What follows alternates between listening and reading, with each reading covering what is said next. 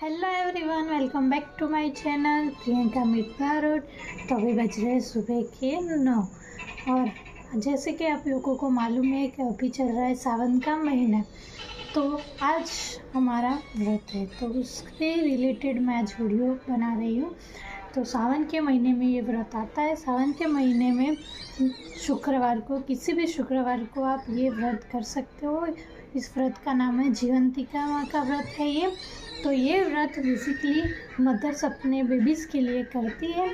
तो सारी माएँ आज के दिन अपने बेबीज़ के लिए व्रत करती है। तो आज हम फटाफट से उसके लिए हो जाते हैं रेडी, और उसकी जो भी पूजा होती है, जो भी सब होता है, मैं आपके साथ शेयर करूँगी और आप सबको उसकी व्रत कथा भी आपको मैं सुनाऊंगी। तो चलो फटाफट से अभी उसके लिए हो जाते हैं हम रेडी। आज जीवंतिका माता के व्रत के लिए मैं पहनने वाली हूँ ये वाली कुर्ती।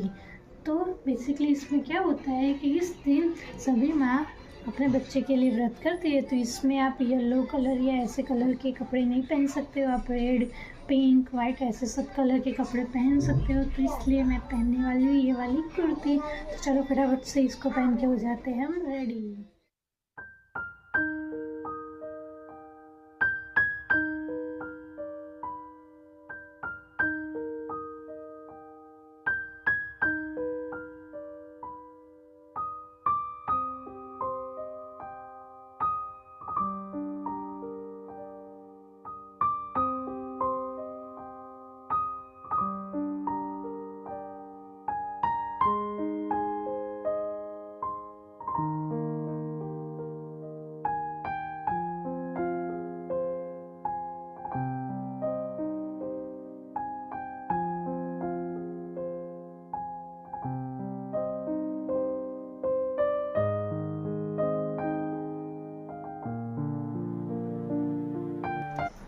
આ વ્રતની શરૂઆત શ્રાવણ માસના પહેલા શુક્રવારે થાય છે. કોઈ તકલીફ હોય તો બીજા શુક્રવારથી પણ કરી શકાય.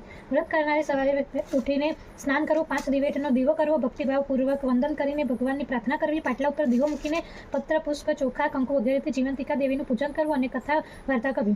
એ દિવસે પીળા વસ્ત્રો પહેરવા નહીં. વર્ષો પહેલાંની આ ઘટના છે. એ વખતે લલિત નામનો એક રાજા હતો. એ રાજાને એક રાણી હતી. એમનું નામ લલિતા દેવી. રાજા અને રાણી સર્વ વાતે સુખી હતા, પરંતુ એક વાતે દુઃખી હતા. એમને શેર માટેની ખોટ હતી. એમને એક પણ સંતાન ન હતું અને તેથી એની ચિંતામાં રાણી અડધી થતી જતી હતી. એક દિવસની વાત છે. રાણી ઉદાસ ચિત્તે પોતાના ઓરડામાં બેઠીને એવામાં રાણીની એક દાસી ત્યાં આગળ આવી ચડી. આ દાસી સુયાણીનું કામ કરતી હતી. આ દાસીએ રાણીને ચિંતામાં બેઠેલી જોઈને કહ્યું, રાણીબા, તમે શા માટે આટલી બધી ચિંતા કરો છો? તમે આજ્ઞા કરો તો હમણાં ઉપાય બતાવો. બોલ, શું ઉપાય છે?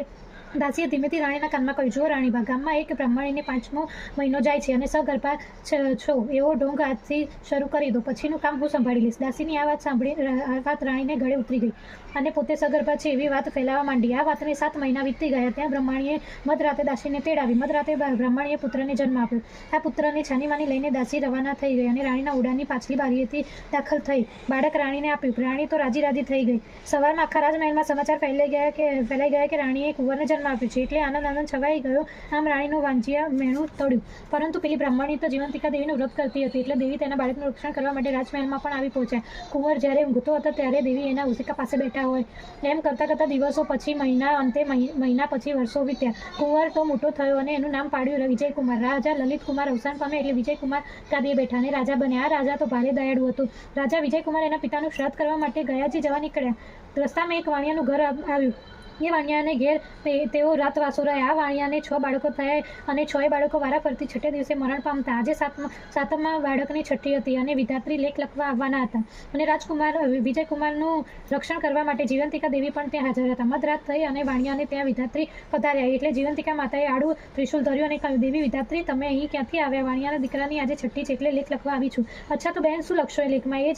એ જ કાલે સવારે તમારો દીકરો મરણ પામશે. નાના વિધાત્રી, એવું તમારાથી ન લખાય. હું તમારી મોટી બહેન અહીં હાજર હોઉં અને તમે આવું અમંગળ ન લખી શકો. અંતે વિધાત્રીએ જીવંતિકાની વાત માની દીર્ઘાયુષ લખીને ચાલતા થયા. સવાર પડી. વાણિયાએ પોતાના દીકરાને જીવતો જોયો અને નવાઈ પામ્યો. તેઓ રાજીના રેડ થઈ ગયા. તેઓએ આ રાજકુમારને શુભ પગલાંના માન્યા ને એમની સરભરા એમણે ખૂબ જ ભાવપૂર્વક કરવા માંડી. અંતે વિજયકુમાર ગયા, પરંતુ વાણિયાએ વળતા પોતાના ઘેર થઈને જવાનું વચન લીધું અને વિજયકુમાર ગયાજી જવા રવાના થયા. વિજયકુમાર ગયાજી ગયા અને ત્યાં શ્રાદ્ધ કર્મ કર્યું. પિંડ આપવા માટે હાથ લાંબો કર્યો અને તેને એ તો એકને બદલે બબ્બે હાથ દેખાયા. આમ થવાનું કારણ શું? આ થવાનું કારણ એ પંડિતોને પણ પૂછ્યું, પરંતુ પંડિતો પણ એનો કોઈ જવાબ આપી શકે નહીં. આમ બીજો હાથ કોઈ દેવીના હાથ જેવો દેખાતો હતો. વિજયકુમાર શ્રાદ્ધ ક્રિયા પતાવીને પાછા વળ્યા અને વળતા વચન આપ્યા પ્રમાણે પેલા વાણિયાને ત્યાં રાત રોકાયા. ત્યારે વાણિયાના બીજા દીકરાની છઠ્ઠી હતી. અડધી રાત થઈ અને વિધાત્રી આવી. આ વખતે પણ જીવંતિકા માતાએ એની દીર્ઘાયુષ લખવા કહ્યું. એ વખતે વિજયકુમારની ઊંઘ ઉડી ગઈ અને બંને દેવીઓની વાતો સાંભળતો જાગતો પડી રહ્યો. જીવંતિકા દેવીએ કહે, હે વિધાત્રી, આ રાજકુમારની માતા વર્ષોથી મારું શુક્રવારનું વ્રત કરે છે. પીળું વસ્ત્ર અને પીળા અલંકારો પહેરતી નથી, ચોખાના પાણીને પણ ઓળંગતી નથી, એટલે મારે એનું રક્ષણ કરવું પડે.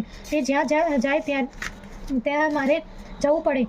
આજે આ વાણિયાને ત્યાં એનો વાસ છે, તો મારો પણ વાસ છે. તો વાણિયાનું અઘટિત તારે શા માટે થવા દેવું બહેન? હું તારી મોટી બહેન છું, તારે મારી વિનંતી પાડવી પડશે. ભલે કહી વિદ્યાર્થીએ એના લેખ દીર્ઘાયુષ લખ્યા. વાણિયાએ સવારે ઉઠીને જોયું તો આ બીજો દીકરો પણ જીવતો જણાયો અને લાગ્યું કે આ વિજયકુમાર નક્કી કોઈ મહાન પુરુષ છે. બીજે દિવસે વિજયકુમારે વિદાય માંગી, ત્યારે વાણિયાએ એમને આનંદથી વિદાય આપી. થોડા દિવસમાં વિજયકુમાર રાજમહેલ પાછા આવીને એમને રાણીને પૂછ્યું, બા, તમે કયું વ્રત કરો છો? બેટા, હું તો એક વ્રત કરતી નથી. આ સાંભળી વિજયકુમારને નવાઈ લાગી, પણ એને એનો આખો ભેદ ઉકેલવાનો ઉપાય મળી ગયો. શ્રાવણ મહિનો આવ્યો અને એ મહિનાનો પહેલો જ શુક્રવાર આવ્યો. એ દિવસે રાજા વિજયકુમારે આખા નગરમાં ઢંઢેરો પીટાવ્યો કે આજે નગરની તમામ સ્ત્રીઓએ પીળા વસ્ત્રો પહેરીને જમવા આવવાનું, કોઈએ ઘેર રહેવાનું નથી. એવામાં એક દાસી સમાચાર લાવી કે એક બ્રાહ્મણી આવવાની ના પાડી છે. એને જીવંતિકા વ્રત છે એટલે પીળા વસ્ત્રો પહેરીને નહીં આવે. એટલે રાજા વિજયકુમાર આખી વાત સમજી ગયા. બ્રાહ્મણી માટે લાલ વસ્ત્રો મોકલ્યા. આમ વિજયકુમાર એની માતાને ઓળખી ગયા. ત્યારથી ગોરાણી રાજમહેલમાં રહેવા લાગ્યા. જીવંતિકા માતાના વ્રત પ્રભાવથી ગોરાણીને પોતાનો ખોવાયેલો પુત્ર પાછો મળ્યો અને માતાજીએ એનું રક્ષણ કર્યું. એવી જ રીતે આ વ્રત કરનારના બાળકોનું રક્ષણ કરજો, એમને સુખ સંપત્તિ મળજો અને તેમને ફળે એવા સૌને ફળજો.